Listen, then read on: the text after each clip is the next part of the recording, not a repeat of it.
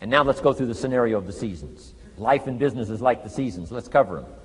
Here's number one, major lesson in life to learn. Learn how to handle the winters. You say, well, Mr. Rohn, a lot of this stuff is fairly obvious. That's true. Just need somebody like me just to come along and remind us. This is what this is called today, a reminding session. I got no new truth for you to discover. This is all old stuff. We just need to hear it again. Somebody get on our case a little bit, right? We all need that. Here's number one lesson, learn how to handle the winters. That's obvious. The winters come right after falls.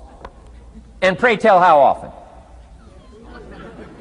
Every year, according to written history, for the last 6,500. To cross your fingers and say, I hope it doesn't come. I'm telling you, we call that naive. Now, there's all kinds of winters. Not just the winter of the season, but there's all kinds of winters. Winter time, the down time, the discouraging time. One writer called it the winter of discontent. The winter when you can't figure it out, the winter when it all goes wrong. Economic winters, social winters, political winters, and personal winters. When your heart is smashed in 1,000 pieces, the nights are unusually long. It's called winter time. Barbara Streisand sings, it used to be so natural to talk about forever, but used to be's don't count anymore. They just lay on the floor till we sweep them away. You don't sing me love songs. You don't say you need me, and you don't bring me flowers anymore. A song of winter. But hey, we're acquainted with all those winter scenarios. We've been through them all. Now the question is, what do you do about the winters? Well, you can't get rid of January by tearing it off the calendar. But here's what you can do with the upcoming winters of your life. The long ones, the short ones, the easy ones, the more difficult ones. Here's what you can do. Get wiser and stronger and better. Just make a list of that trio of good words. Wiser, stronger, and better. To challenge for yourself the upcoming winters of your life, don't you think you could read more? Pick up the scenario, pick up the books, pick up the cassettes. So I would put some stuff on cassettes so you can listen to it. Put it in books so you can read it. Now putting it on video so you can see it. I'm telling you, anybody that wants to can get wiser. Next is stronger. Anybody can get stronger. If you're willing to do the push-ups, you can get stronger. If you're willing to put yourself through the paces, you can get stronger. Can you develop stronger skills? And the answer is yes. Start practicing, practicing, practicing. And you can get stronger. Can you get stronger in handling life situations? Of course. But you got to go to work on yourself. You can't blame out there wishing it was easier. Wish you were stronger. And here's the last one, get better. Anybody can get better. Language, we can all get better. I've been lecturing now for 33 years, and I'm telling you, today versus 33 years ago, I'm better. First time I gave a talk, I stood up, my mind sat back down. I mean, I've been through that whole deal. Opened my mouth, nothing came out for a while. My knees are banging together, the sweat's pouring off my face, I'm shaking like a leaf. It's called terror, in case you haven't tried it. Those first attempts. But I'm telling you, I got through it, and I did it again, and I got through it, and I did it again, and I got through it. And now, of course, I can lecture for a few hours in one day. Anybody can get better. Develop the skills, okay? Handle the upcoming winters. Don't wish away the winters. That's called naive. Wish for the skills. Wish for the strength. Wish for the wisdom. Here's the second major lesson in life to learn. Learn how to take advantage of the spring. Uniquely enough, spring follows winter. And pray tell how often? 6,500 times. I mean, those are good odds. I'd gamble on it one more time. I mean, those are good odds. Every time. You can't beat those odds. Spring is called opportunity. Another day is called opportunity. Days follow nights. How about that? And how often? Every day. But now here's what we must learn to do with opportunity. Underline two strategic words in that sentence. Take advantage. Just because spring comes is no sign you're going to look good in the fall. You've got to take advantage of it. You've got to do something with it. Read every book you can on what to do with your springs, what to do with your opportunities, what to do with your days, what to do with your chances. Don't miss the educational process. Don't miss the process of learning. To understand, opportunity keeps coming, but the key is taking advantage, taking advantage. Everybody in this room's got to learn to do one of two things: plant in the spring or beg in the fall. And it doesn't mean you can't become a sophisticated beggar, but you don't need the reputation. Learn to plant in the spring, take advantage. And there's an urgency here on springtime because there's just a few springs, handful of springs offered to each of us. So take advantage swiftly and quickly. Don't just let the time pass. The Beatles wrote, "Life is very short." And for John Lennon, it was extra short. For Michael Landon, it was extra short. But life is short. At the longest, it's short. So don't just let the springs pass. Take advantage. Seize the day. Seize the moment. Seize the opportunity. That's the key. Springtime. Life is fragile. Life is brief. Elton John sings, "She lived her life like a candle in the wind."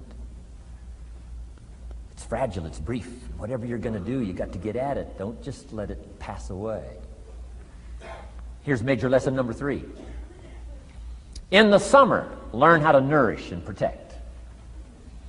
We've got 2 challenges in the summer in the personal development part of our life.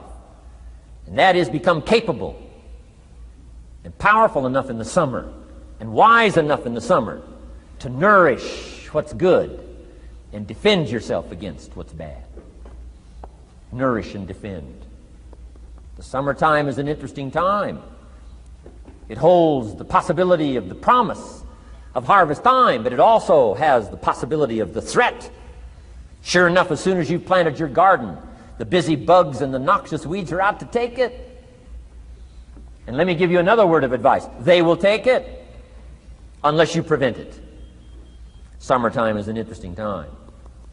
Best as I can describe summertime, you've got to nourish your values like a mother. Nourish like a mother. Go after the threat to the values you've got like a father. Deal with the weeds. Kill the weeds. Nourish the garden and kill the weeds. That's called summertime. What a challenging time.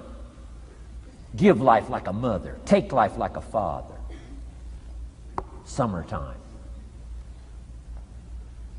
You've got to deal with the negative as well as the positive. Summertime is a unique, complex mix of positive and negative. Opportunity and threat. What a scenario of life itself. Opportunity and threat to the opportunity. And you've got to deal with both. You've got to think positive and you've got to think negative. You've got to handle what's ever out to threaten you. You've got to learn to threaten it back. Summertime. Interesting time. Nourish like a mother. Defend like a father. You've got to be like your bloodstream in the summer. Red corpuscles to what? Nourish. White corpuscles to what? Fight. You've got to both nourish and fight. You've got to nourish and be vigilant. Okay. White corpuscles think negative. You can't just think positive. We call you naive. Somebody says, well, I've been taught to be all positive. You'll be some kind of freak. You can't be all positive. Thank God for white corpuscles that think negative all day. Guess what white corpuscles are looking for all day? Problems, infection. White corpuscles say, just show me some infection, I'll kill it. Why? It's out to kill the body. It's out to kill our chances. It's out to kill our future. Whatever threatens us, we threaten. I'm asking you to take sword to your enemies. Whatever's out to threaten you, threaten your health, you got to threaten it back. Like white corpuscles. Kill what's evil. Nourish what's good. Love like a mother. Hate like a father. Father says to whatever threatens his family, take 2 or 3 more steps toward this family and threaten my family, you'll cease to exist. I'm father, I kill.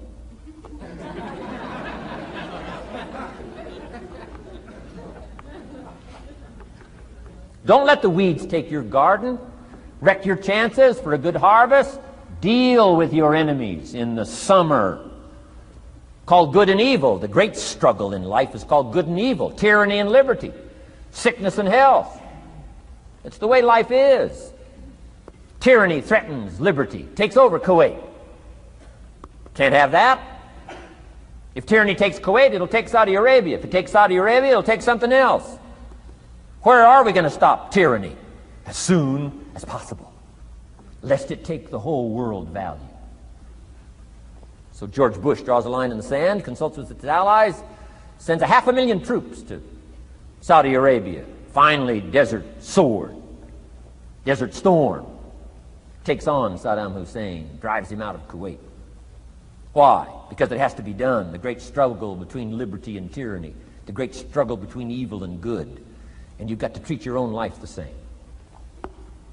Says Saddam Hussein, you can't have Kuwait, can't have Saudi Arabia. Furthermore, we're going to kick you out. Hires Chief White Corpuscle General Schwarzkopf.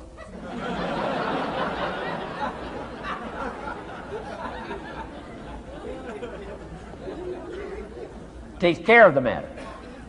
I'm asking you in the summer, nourish like a mother, threaten whatever threatens you like a father. Now you can also turn around the scenario, that's true.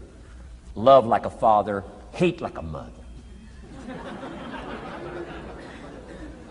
Give life like a father, take life like a mother. You can turn the scenario around. The key is both love and hate. Single parents have got the greatest challenge. Love like a mother, hate like a father.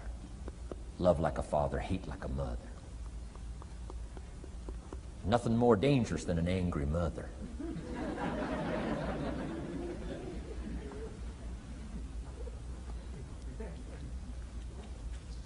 Beware the female species of the animal. They call her Black Widow spider. Why? Because when she finishes, there is no male spider.